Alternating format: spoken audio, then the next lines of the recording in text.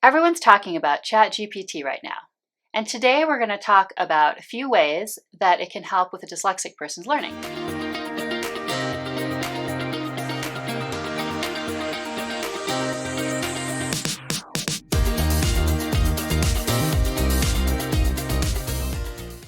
Hey everyone, we're Nick and Sonia, and this is Dyslexia Journey, where we help you support the dyslexic kid in your life.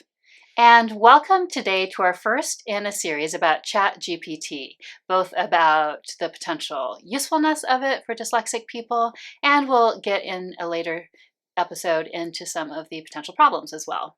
Okay, so let's jump in. For today's episode, we're going to talk about 5 specific ways that you and your dyslexic student can use ChatGPT right now to help your dyslexic student or a dyslexic person in general with their school, academics, and learning in general. So to start with, what is ChatGPT? This has been obviously talked about quite a bit over the past few months, and I think some of you are going to be very familiar with it. Some of you may have just heard of it but don't really know what it is. So let me just give a quick overview before we dive into the specifics. So ChatGPT, it's basically a general purpose artificial intelligence chatbot.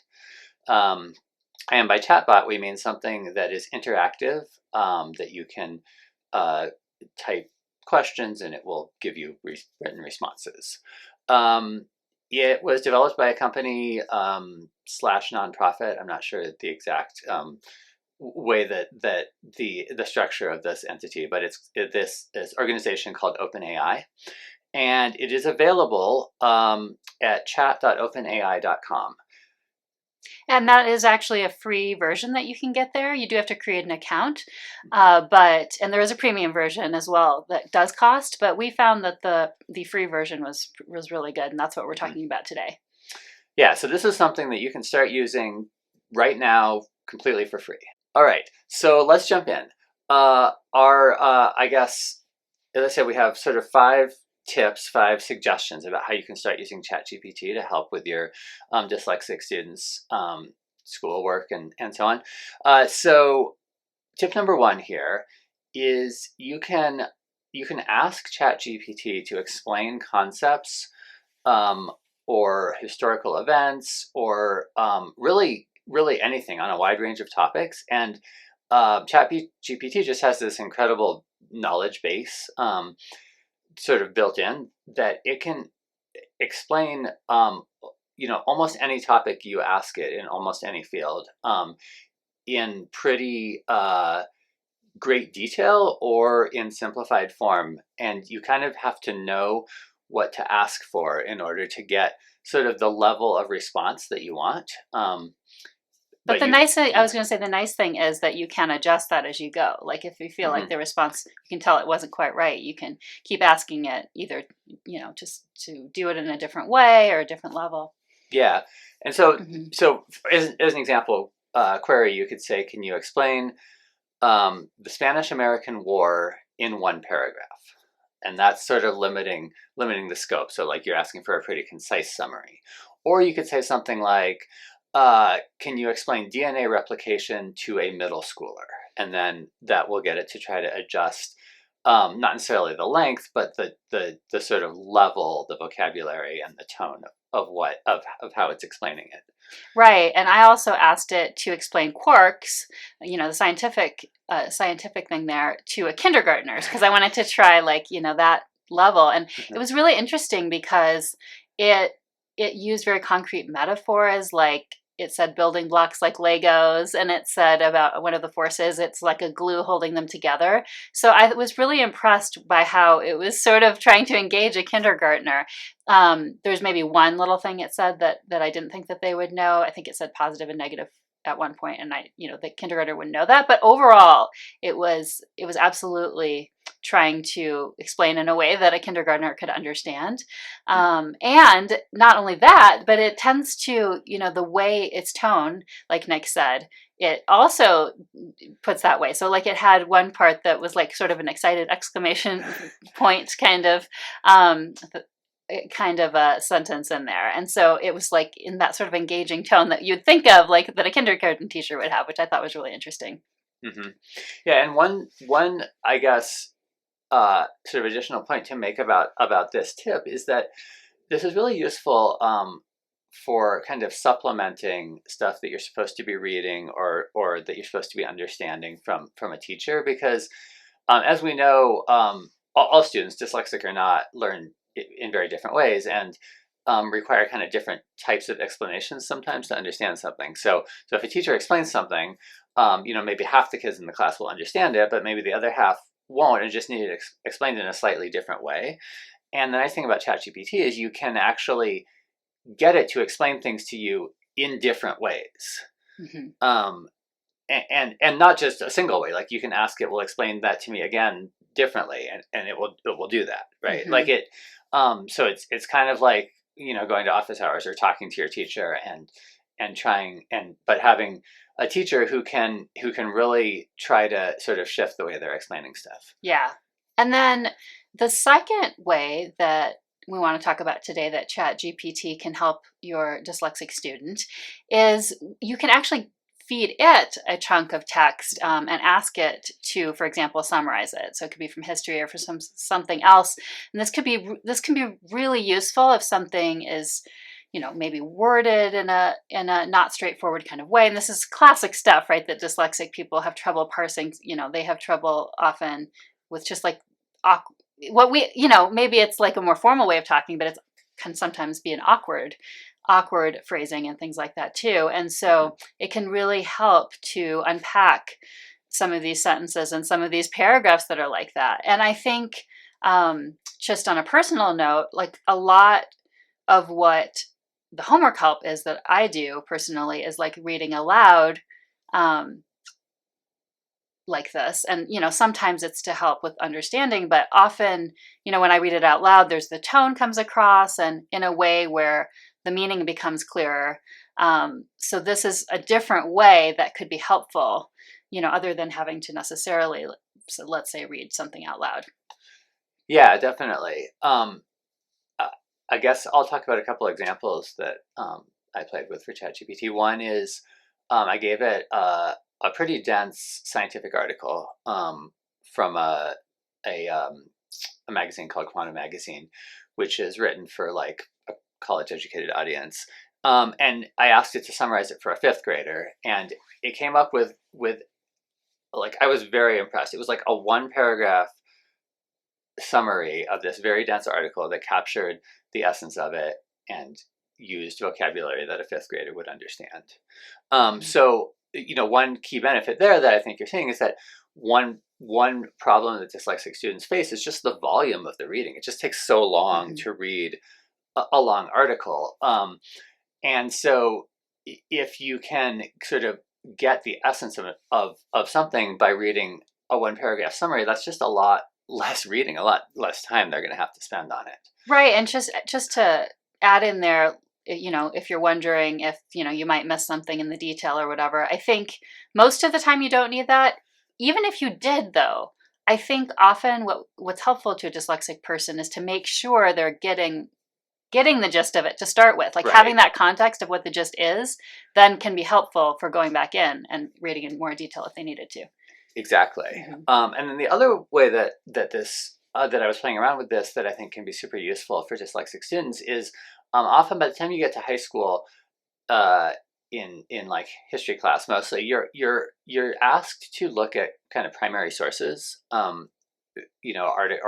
articles, contemporaneous articles, and sort of interpret them. And so our daughter, who we've talked about many times on this show, is in high school now, and so I fed ChatGPT one of the primary sources that she was recently looking at, which was an article or a letter about the air traffic controller strike in, I think, 1980. And I asked ChatGPT several questions. And first I said, can you just summarize it? And so it came up with a pretty good summary. But it was kind of lengthy. So I said, can you summarize this more concisely? And it came up with a still very accurate, just like one paragraph summary. then I said, can you talk about the style of this letter? Because that's often Mhm. something that they're asked to do. And it came up with very intelligent sort of analysis of the rhetorical style of the letter. And then lastly, I said, can you put this letter in historical context? And ChatGPT then, from its own knowledge base, was able to provide a very sort of accurate and helpful summary of the whole air controller strike of that era, and how this letter actually related to it. So I was pretty impressed with that. Yeah, and I think that can be useful. I mean, really for any student too, where there's been anything missed, right? Like in a Hmm. context, like I think of a lot of students actually have that sometimes where maybe some little piece of the learning was missed or not picked up. And so to be able to have that capacity to add the context around something is really important. Yeah. So the third way that your dyslexic student might benefit from ChatGPT is in using vocabulary and learning vocabulary. So just kind of a simple thing that you can do with ChatGPT is ask it to use a word in a sentence. Um, and again, you could do this with multiple sentences, which is super helpful because let's say your dyslexic student didn't fully understand that sentence, then they can get lots of variations. And so hopefully they'll find some that they really connect with and can understand the word well from. So I think that ability to provide so much variety is a lot Hmm. of what's useful there. And just to give you an example, I put in the word irate, IRATE, and it came back with the customer became irate when her order was wrong and started demanding a refund. So it's just like one example of what might come up. But let's say that hadn't been clear to me still, or I wanted to get more of the feel of the word, I could have asked it for more sentences, and it's almost practically endless on what it could come up with. Yeah, and you can also use it, I think, in more advanced ways. So often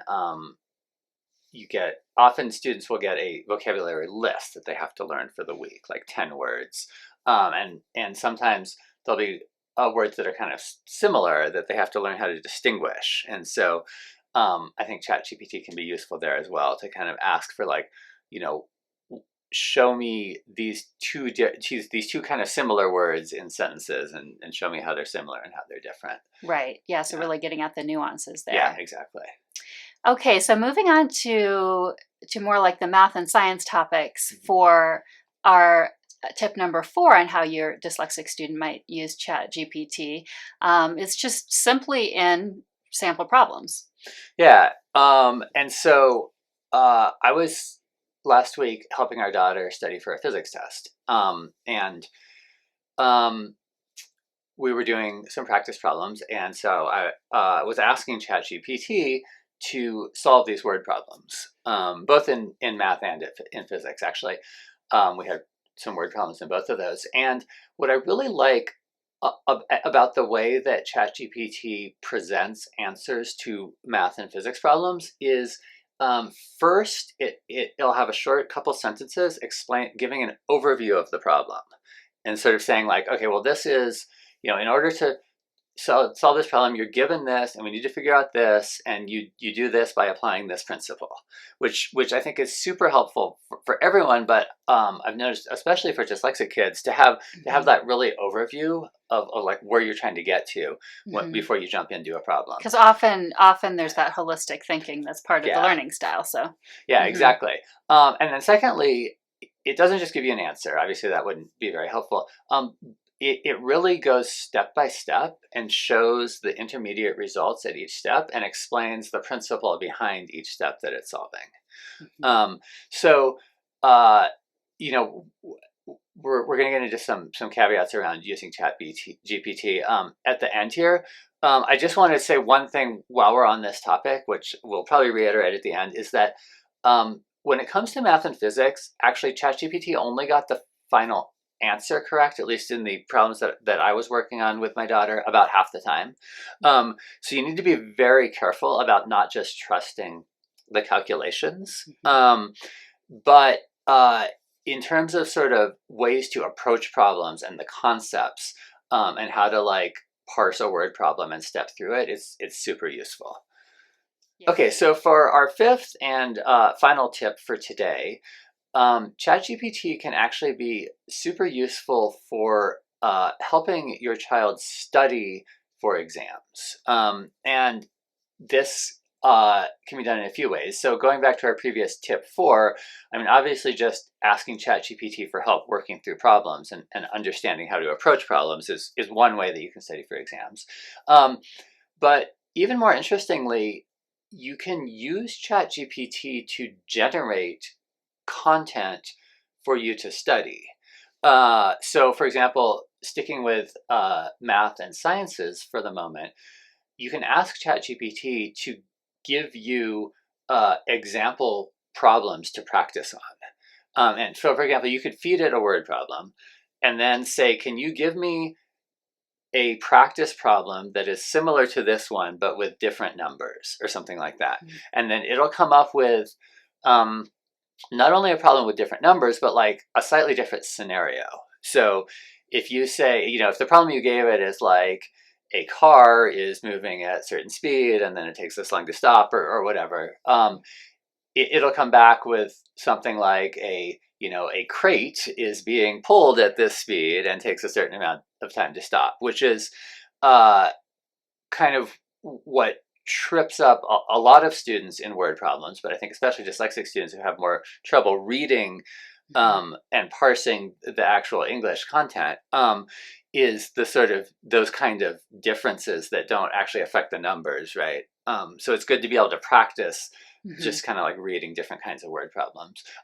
Yeah, I was just going to say too that, and that's something that's like pretty tedious to come up with as a parent. We can try to do it and it's certainly possible to do it, but the time savings on that is like huge for this kind of exam prep stuff. And another big category of that I'm going to talk about now is foreign language help. So ChatGPT does know other languages. We haven't explored all of the languages that it has. We were mainly looking at French because that's what our daughter studies, but it's definitely a useful resource, just in general for learning, but particularly for exams, because again, it can come up with those sample sentences to, perhaps to do a verb, if you're practicing a verb conjugation, that it can help you practice sentences where you'd be filling in the blank, for example, along with other ways that it can help with foreign language. And then coming back to English, it can also just do things like quiz you on vocabulary words. Mm-hmm.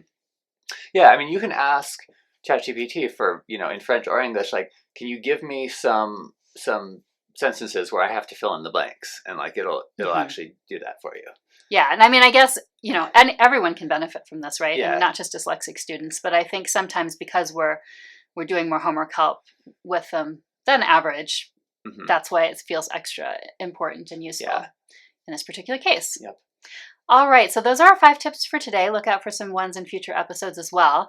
But we do want to end with some caveats, some of which we've touched on already, but just to summarize. So a big number 1 is that, at least as of right now, this requires still reading and writing, typing in what you're trying to ask ChatGPT and then, when you get the response, even if it is more simplified, still reading it. So in many cases, you may still want to support your student, in using this with homework. Yeah, definitely.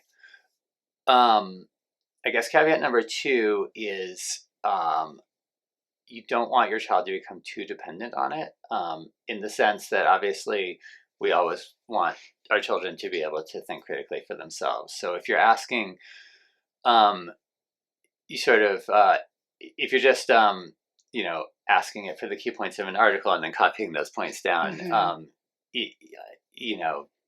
and not sort of thinking critically about it, then that's not going to be probably true learning. Right. Although I want to point out that really that's no different from anything else. I mean, you always want that level of engagement, right? I mean, you could be doing the same thing, trying to help your child understand something, and if they're not really taking it in, it's not really helping them. Sure. So it's kind of true of all learning. And then the third one is, like we mentioned, being wary of asking it to solve those math and science problems in terms of the answer. It's very useful for generating problems, just to come up with them, in terms of like that's just useful for time-saving technique for having problems to solve, and it's very useful for going through the steps and the real understanding of it. But trusting the answer seems to be a different story at this point. Right, and it's kind of interesting to play around with, actually. I mean, so for one thing, it's just kind of bad at calculation. Like it wasn't trained to do math particularly. Like it's a language model, not mathematical.